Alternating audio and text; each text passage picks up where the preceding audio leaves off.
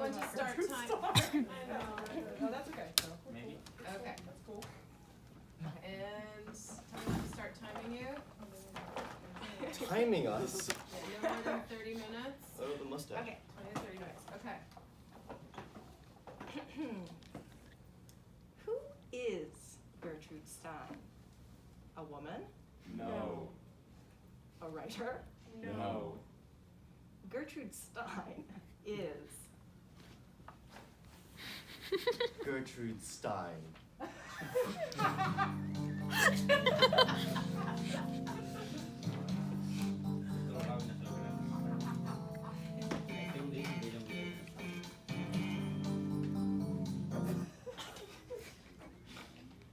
This is her story. Gertrude Stein was born in 1874 to German Jewish parents in Pennsylvania. Being Jewish in Pennsylvania in 1874 wasn't easy, but being rich helped.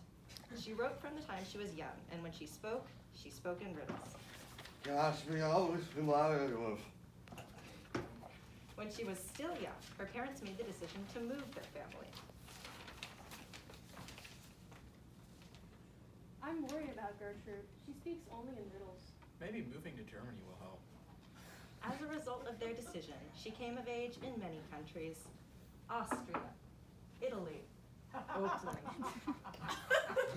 Anywhere to her was home, as long as her family was there. She loved her mother especially, but when she was 14, tragedy struck.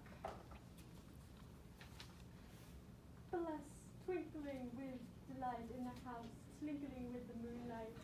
Bless my baby bright. Bless my baby, twinkling with delight. In the house, twinkling in the moonlight. Mother! Mother! It was cancer. Gertrude was never the same after her mother died, but she did learn how to write. In college, she studied behavioral psychology, which helped shape the way she thought about language and creative expression.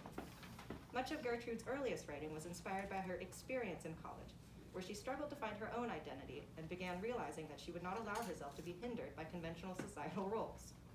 College was a highly formative time for Gertrude's writing, but also proved to be a total bummer, and she found med school to be extremely boring and too dominated by men.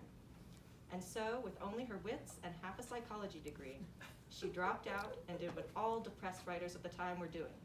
She moved to Paris. America is my country, but Paris is my hometown. I hope things will be different. Move the chair. Face the baguette towards the audience.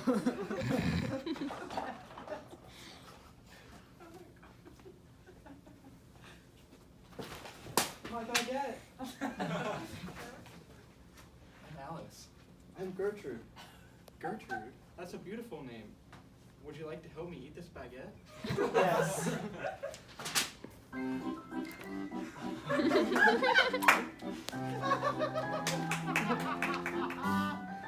Suddenly, her world was filled with color. Gertrude Stein and Alice B. Toklas soon moved in together, and their fateful meeting resulted in one of the most famous lesbian relationships in the literary world. During the entire period they were together, Gertrude and Alice wrote each other little love notes. Very fine is my Valentine. Very fine and very mine. Very mine is my Valentine. Very mine and very fine. Very fine is mine and mine is my Valentine.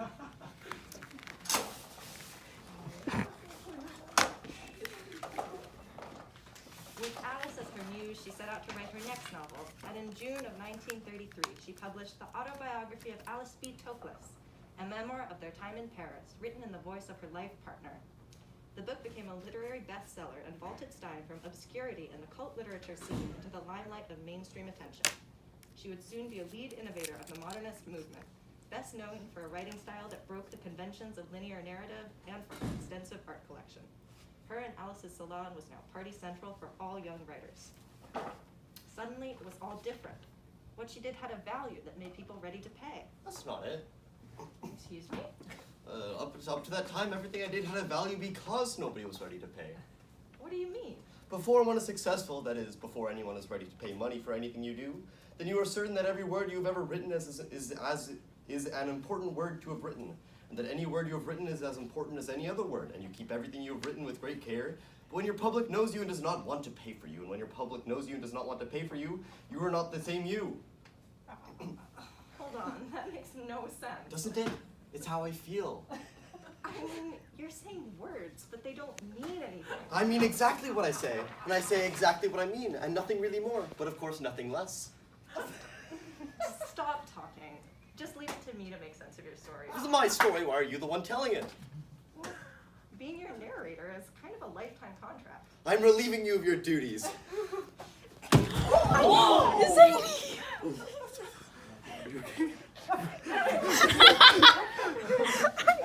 Okay. Okay. Z, are you okay? Yeah. Good. Yeah. People often say my poetry is unclear. Clarity is of no importance because nobody listens and nobody knows what you mean, no matter what you mean, nor how clearly you mean what you mean, but you have vitality enough of knowing what you mean. Somebody and somewhere and sometimes of a great many things will have to realize that you know what you mean, and so they will agree that you mean what you know. That is as near as anyone can come to understanding anyone. Gertrude, I told you to stop monologuing near the window. It scares the birds. And who is that? Why are you standing on the chair? Alice, darling, clean up this body, please. We have a party to prepare for.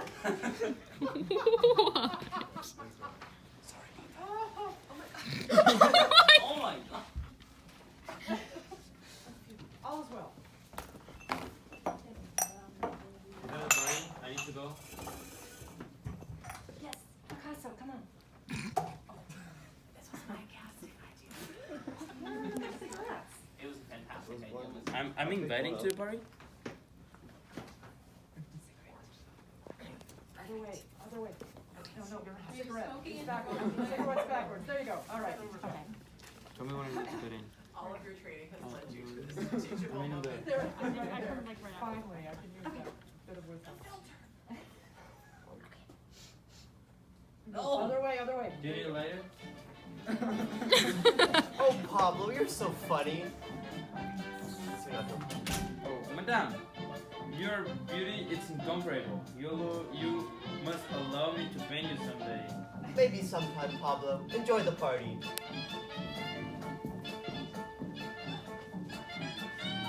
Miss Stein? I'm a huge fan. Who are you? I'm from New York, a writer. My name is F. Scott Fitzgerald, but all my friends call me Scott. All right, Mr. Fitzgerald. What brings you to Paris? I was hoping you could take a look at my latest manuscript. It's about greed, social climbing, the American dream, and they're all played by cats. I'm thinking of calling it The Great Gatsby. This is pretty good. But what if it was about humans instead? I don't know. That seems kind of risky. All writers must take risks in their work. The creator of the new composition in the arts is an outlaw until he's a classic. What do you mean? I mean that no one is ahead of his time. It is only that the particular variety of creating his time is the one that his contemporaries, who are also creating their own time, refuse to accept. For a very long time, everybody refuses, and then almost without pause, almost everybody accepts. In the history of the refused in the arts and literature, the rapidity of the change is always startling. That means a lot coming from you. You know what, Scott? We might end up becoming friends after all. You are so right about that. Let's drink.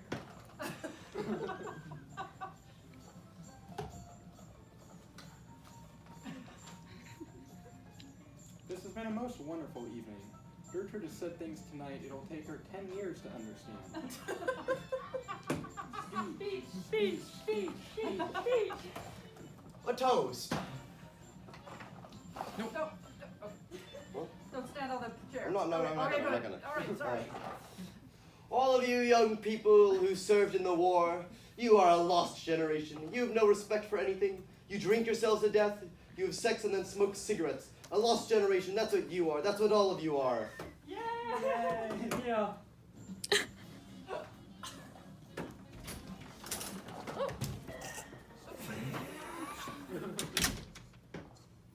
That's you. Oh, Ernest. Who is that? That's Ernest Hemingway. Gertrude, old gal, how the hell are you? I haven't heard from you since I left a 2-star review for your Sun Also Rises.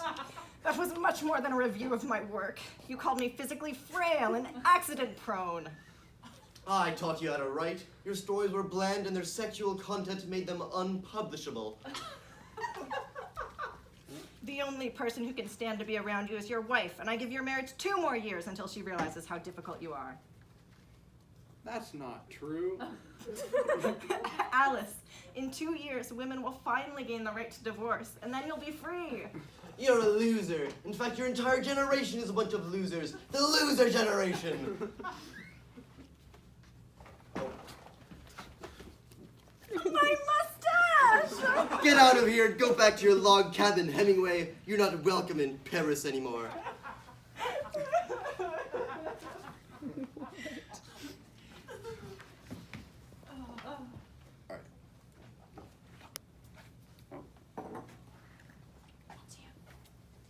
My Gertrude went on to have a successful life and literary career, but in the end, her rivalries caught up with her. I'm so sorry, Miss Stein. The diagnosis isn't good. You don't have much time, so I'll leave you with your friend to say last goodbyes. Gertrude, stay with me.